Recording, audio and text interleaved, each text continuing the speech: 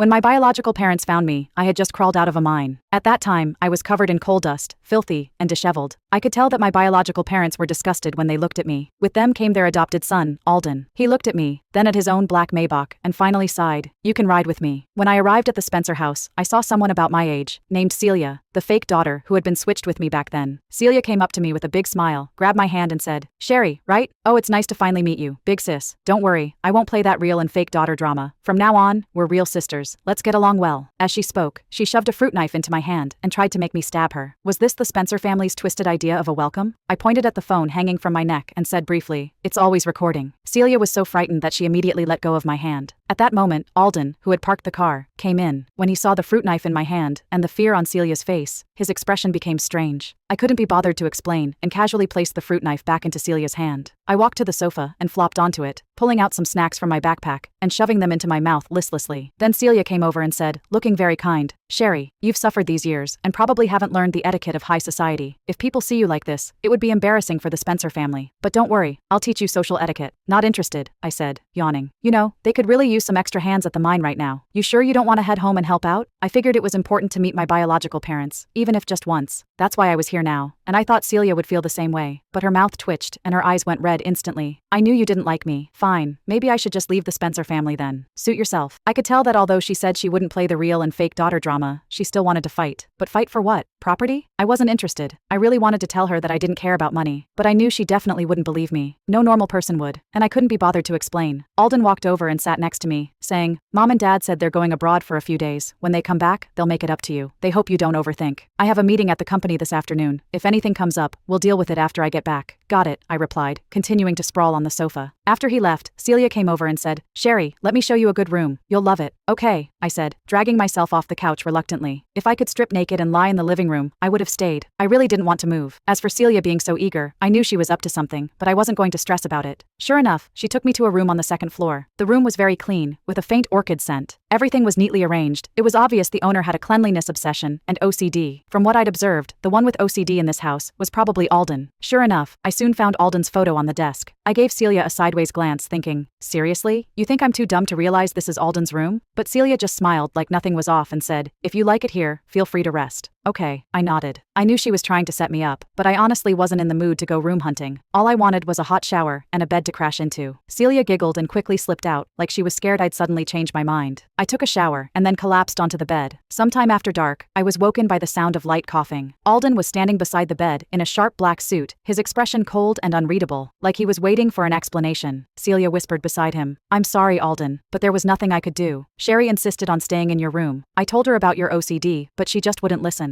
Alden stayed silent for a while, before finally asking, "You comfortable?" I honestly thought he was going to be mad, especially after how hard Celia had been trying to stir things up. I rubbed my eyes, nodded seriously, and said, "Yeah, the aromatherapy helps me sleep." Alden gave me a surprised look, like he didn't expect me to even know that aromatherapy helps with sleep. Then he said coolly, "All right, you can stay then." Celia, seeing this, said a little pitifully, "You always get mad whenever I step into your room, but now you're letting Sherry stay here? Why?" Alden ignored her completely. Instead, he turned to me with a soft smile and asked, "Are you hungry?" I nodded, adding, "But I don't feel like getting out of bed. I'll bring something up for you," he said, nodding, and then left. Celia stood there looking like a total clown, but she still didn't leave. She clearly wanted to see for herself how I was going to eat on Alden's bed. Before long, Alden came back, pushing a food cart. There was a little tray attached to the cart that could unfold into a table. I sluggishly sat up, rinsed my mouth out first, and then dug into the food. Alden went over to the desk to work on his laptop, completely ignoring me. Celia came over and picked up the juice from the cart. I knew she was up to something, most likely planning to spill it on the bed and then run to Alden, crying about how rude I was to dirty his bed, knowing full well he had OCD. I didn't know exactly how Alden would react, but one thing was certain. If she managed to pull it off, I'd definitely be kicked out of this room. I really didn't want to move, so I picked up my phone and pointed it right at her. The second before she could throw the juice, she froze, plastered a fake smile on her face and handed it to me instead. "A glass of juice. Sherry, here." "No thanks." I glanced over at Alden, and coincidentally, he looked over at me too. In that brief eye contact, I noticed something. His eyes were beautiful. He had gaze so deep like he could see right through everything. "Celia, you've got finals coming up. Shouldn't you be studying?" Alden said. Celia's mouth twitched. She knew he was kicking her out, so she had no choice but to leave. After I finished eating, the housekeeper came in to clean up. Then I went back to my routine, coding with one hand, scrolling my phone with the other. Before I realized it, 3 hours had passed. I started feeling sleepy again. I decided to take a shower and then go back to bed. Just as I was getting up, Alden finished his work. He came over, set a bottle of pills down on the nightstand, and said, "Herbal supplement. Good for brain." "Thanks," I replied, a bit puzzled. I looked at him suspiciously. How did he even know I needed brain supplements? But he had already left the room. I couldn't be bothered to ask. I went to shower, took the supplement, and fell asleep quickly. The next few days, I barely left the room. Celia tried to cause trouble a few times, but failed miserably. Meanwhile, Alden continued working from the room every day, but we hardly spoke. Until one day, I was still asleep, when suddenly my blanket was ripped off. Startled awake, I saw my biological parents standing there, and it was my father, who had yanked the covers off me. "How could you sleep here?" he shouted. "Sherry Alden may be our adopted brother, but you still have to watch your behavior. If people find out the real Spencer daughter came home only to sleep in her brother's room, what kind of scandal would that be? The Spencer family's reputation isn't something you can just ruin like that," Celia chimed in, adding fuel to the fire. Mom broke down in tears, sobbing as if the world was ending. "Oh God, what sin have I committed to have a daughter like this? I don't want to live anymore." Dad turned his fury back at me. "You're supposed to be focusing on your studies right now. How could you let your mind be filled with such improper thoughts? Get up this instant." I lazily pulled the blanket back over myself and tapped on my phone a few times. The room lights turned off, and the projector flickered on. It started playing surveillance footage, from the moment Celia led me into this room up until now. I didn't feel like talking, but I wasn't about to let them falsely accuse me either. Dad and Mom exchanged a quick glance, their expressions stiffening when they saw the footage. "Still," Dad muttered with a frown, "your sister brought you here to give you a better environment, but you should know how to behave properly too." Mom sighed dramatically. Raised in the countryside after all, no manners, no sense of propriety. At that point, it was pretty clear. They didn't care about right or wrong, they just didn't like me. But if they didn't like me, why bother dragging me back here? I felt a surge of helplessness, but honestly, I didn't see the point in arguing. Thankfully, Alden came back in time and helped diffuse the situation for me. As they were leaving the room, I overheard Dad mutter some nasty things, something along the lines of, "You better behave yourself, don't ruin your reputation. You're supposed to marry into another wealthy family for us. If your reputation's shot, you'll be worthless." I caught a glimpse of Alden's profile as he heard that, completely expressionless, almost like he was dead inside. Later, they called me down for dinner. At the table, Mom and Dad sat with Celia right in the middle, looking for all the world like a happy little family. Celia was her usual charming self, saying all the right things to make them smile. Meanwhile, they kept shooting me disappointed looks, then turning to Celia with relief, like they were constantly comparing us. Suddenly, Celia piped up, "Sherry, did you go to school back in the countryside?" Mom quickly chimed in. "Celia is a senior at St. Harrington Academy, the best high school in the city. She has a real shot at Cornell or Columbia. You can tag along for half a year. Even if you don't get into a good college, your father and I will donate a building or two. At least you'll have a diploma to your name. But I've already graduated." I wanted to tell them that I had graduated from the youth program at MIT, that I'd already started working, and that this trip home was just a short visit before I had to return to work. But my job is highly classified, the kind of thing I literally can't talk about, even if I wanted to. And honestly, I was too lazy to explain. Dad slammed the table again, yelling, "Still talking back? That's it. You're enrolling at St. Harrington Academy tomorrow." Oh wow, so now they were just trying to re-educate me? And if I remembered correctly, back when I graduated from MIT, I had even visited St. Harrington Academy to give a guest lecture. Man, I couldn't wait to see the look on their principal's face when I showed up as a student. Just then, the guests arrived. It was a family of 3. The man and woman were middle-aged, well-dressed, and carried themselves like they were important. With them was a younger woman, around Alden's age. Pretty, but her face was pale, and her eyes were sunken. I also noticed that Alden's expression turned very ugly when he saw that woman. A marriage candidate, perhaps. By then, the two sides had already exchanged greetings. The middle-aged man and woman seemed to be very fond of Celia. The woman, however, kept staring at Alden, occasionally licking her lips in a very lewd way. I tossed out a half-hearted greeting, realizing they were the Norris family. Celia quickly added, "Sherry, this lady is going to be our future sister-in-law." I glanced at the sleazy woman, then at Alden, who looked deathly pale, before finally standing up. Alden seemed to glance at me, and in his eyes, I thought I caught a flicker of pleading. I walked over to Alden, cupped his face, and kissed him squarely on the lips.